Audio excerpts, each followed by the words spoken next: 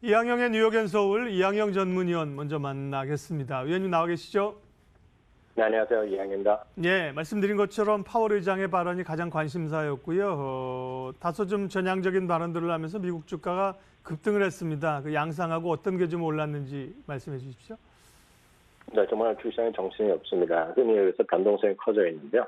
이게 변동성이 크다고 해서 무조건 주시장이 떨어진다 이런 건 아니거든요. 그만큼 조그만 재료에 의해서도 주가가 크게 출렁거리는 것이 좀 변동성 장세인데요.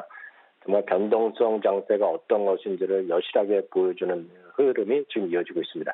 앞서 충분히 얘기가 됐겠지만 제롬 파월 의장의 한마디에 미국 주시장이 급반등이 일단 성공했죠. 시카고에서의 연설이었는데요. 무역 전쟁, 즉 미국과 중국, 미국과 그리고 멕시코와 이런 무역의 긴장 관계에 따라서 결국 불확실성이 커지고 있으니 미국 경제는 계속 성장해야 되는데 여기에 발맞춰서 어떤 통화 정책을 좀 움직일 수 있는 것에 대해서 준비가 돼 있다, 오픈돼 있다 이런 얘기가 결국 주식시장에서는 이거 금리 인하다라고 해석을 하는 거죠. 그것이 바로 주식시장의 급반등을 가져온 것이 되겠고요. 다우존스는 무려 500포인트가 넘는 512포인트가 올랐습니다. 올해 들어서 두 번째로 큰 폭 상승이 되겠고요. 어저께 S&P 500도 좀 내리고 실제로 나스닥은 1.6%나 빠졌는데요. 어저께 이제 그 전날 팔아갖고 뭐 혹시 좀 리스크 관리했다는 분들은 또 당황스럽죠. 왜냐하면 어저께 1.6% 하락의 반면에 오늘은 무려 2.7%나 급반등했습니다. 시장과 상관없이 그동안 상대적으로 강했던 부동산 관련, 즉 리츠만 오늘 상대적으로 약했고요. 특히 어저께 급락했던 기술주들은 오히려 오늘 주가 섹터 자체가 3.3%나 반등하면서요. 미국의 11개 섹터 중에 가장 강한 반등을 보여줬습니다. 또한 중국 측의 대화를 통한 무역 분쟁의 해결의 노력, 물론 이것도 좀 자의적으로 해석하는 감이 있습니다만 여하튼 긍정적인 해석으로 가능할 수 있어 보입니다. 그렇지만 오늘 그런 것도 주식시장에 좀 도움이 됐고요. 5천원 10년물도 오늘 나름 반대를 했습니다. 그렇지만 여전히 10년물과 3개월의 역전 상태는 오늘도 지속됐다고 보셔야 되겠고요. 경제지표는 오늘도 썩 좋지 않았습니다. 공장 주문이 나왔는데요. 물론 컨센서스였던 0.9%보다는 그나마 조금 높은 마이너스 0.8%가 나왔지만 지난달 수치 다시 하락 조정했고요. 오늘도 여전히 공장 주문 이런 경제지표가 좋지 않았습니다. 어찌됐건 오늘의 그런 제롬 파월 의장의 발표와 다 반영돼서 CME 그룹의 페드 워치 기준으로 보면 금년에 9월에 금리 인상 가능성은 90%, 금년 12월에 추가 금리 인하 가능성을 80%로 하면서 JP 모건의 의견 시사한 그대로 지금 올해 두 번 정도의 금리 인하에 대한 시각이 일단 지배적이다라고 일단 이해하시면 되겠네요. 네. 분위기 같아서는 뭐 올해 금리 한 4번 올릴 것 같았었는데 말이죠. 지난해하고 올해. 그래서 계속 이렇게 바뀝니다. 상황들이 이제 금리를 내려야 되는 사실이 기정사실화되고 있는 그런 국면이고요. 전날은 이제 주요 IT 기업들에 대한 반독점 행위 조사한다 이런 얘기로 IT 기업들이 이제 급락을 했다. 어제는 또 급반등을 하지 않았습니까? 혹시 관련돼서 좀 진행되는 얘기들이 있는지 궁금합니다. 네, 미국에서 가장 강력한 규제이자 미국에서 비즈니스에서 가장 큰 원칙 중 하나가 자유경쟁입니다. 그래서 반대로 보면 반독점에 대해서 독점 행위에 대해 상당히 좀 비판적인 시각이 분명히 미국 경영의 기본 패러다임 중에 하나가 되겠는데요. 즉 자유로운 경쟁을 보장함으로 인해서 새로운 비즈니스 모델, 즉 신흥 기업들의 도전을 끊임없이 가능케 하는 것이 미국 경제의 힘이라는 것을 미국 경영학에서 아주 기본으로 가리키는 내용이 되겠습니다.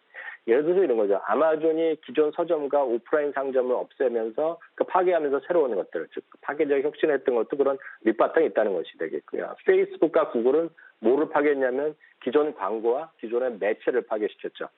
우버는 여전히 기존의 어떤 대중교통을 대체하는 수준까지 가능하게 된 원동력이 바로 자유경쟁의 보장이라는 것인데요.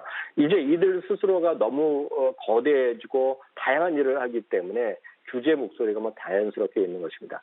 월가 애널리스트들의 상당수는 그렇지만 이들 기업의 독점 금지된 이슈가 어떤 조사가 많이 하나 있더라 하더라도 그리고 혹시라도 있을지 모를 기업 분할이 결국은 주주에게 장기적으로 오히려 도움이 될 수도 있고 벌금이 나오더라도 그렇게 크지 않을 것이다. 여러 가지 긍정적 시각도 여전히 있어 보입니다.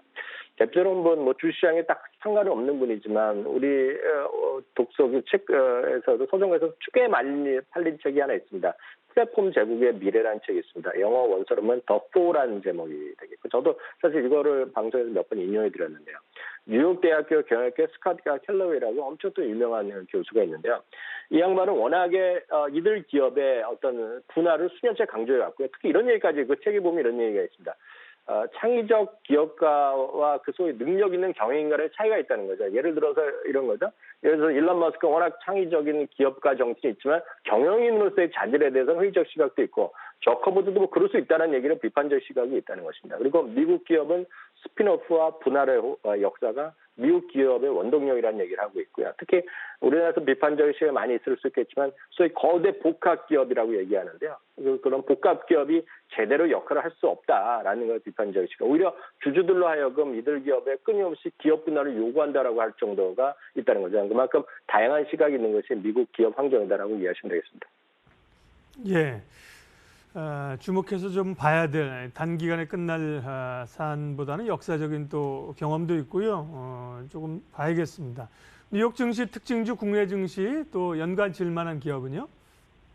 네, 뭐 대표적인 것이 AMD가 되겠죠. 여러분들 AMD 하면 이제 컴퓨터 좀 하시는 분들은 인텔이 모든 것을 지배했던 세상에서 언제부턴가 AMD라는 것들이 있었는데 AMD는 상당히 상대적으로 싸고 품질도 좀 좋지 않았던 시각이 많이 있으실 겁니다. 뭐 발열도 많이 나고 뭐 이런 얘기 비판적이 됐지만 그 AMD가 갈수록 커지고 있다는 거죠.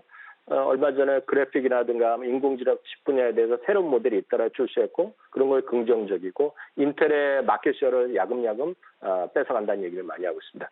드디어 한 2달 전에 구글이 스타디아 사업을 하는데 그러니까 게임 스트리밍 사업을 하는데 공식 파트너 사업을 따냈고요. 그저께는 이제 삼성전자와도 파트너 관계를 확보했다면서 상당히 주가가 좀 괜찮은 모습 보여주고 있습니다. 다른 기술 기업들이 폭락하는 와중에 오히려 버티고 있고요. 오늘도 7% 이상 급등을 하고 있습니다. 여전히 AMD에 대한 관심이 여전히 많겠고요. 우리나라에서 역전이 삼성전자가 대표적인 기업이 되겠는데요. 다만 이렇습니다. 그 펀더멘탈을 보면 계속 말씀드리지만 반도체 펀더멘탈이 아직 회복이 안 되기 때문에 삼성전자 지금 당장 어떤 그 단기적인 관점으로 이게 매매하기 쉽지 않습니다. 다만 늘 말씀드리지만 대한민국의 1위 기업이고 이머징 마켓에서도 탑3에 들은 비중을 여전히 차지하고 있기 때문에 그런 관점에서 대표 주자의 위상 분명하다는 생각 갖고 있고 여전히 장기 매수 의견 여전히 단 한 주라도 갖고 가셔야 될 주식이면 틀림없겠습니다. 네, 오늘도 이항영 전문위원과 함께 뉴욕 증시 상황 또 국내 관련 주까지 이어봤습니다. 위원님 잘 들었습니다. 네, 감사합니다.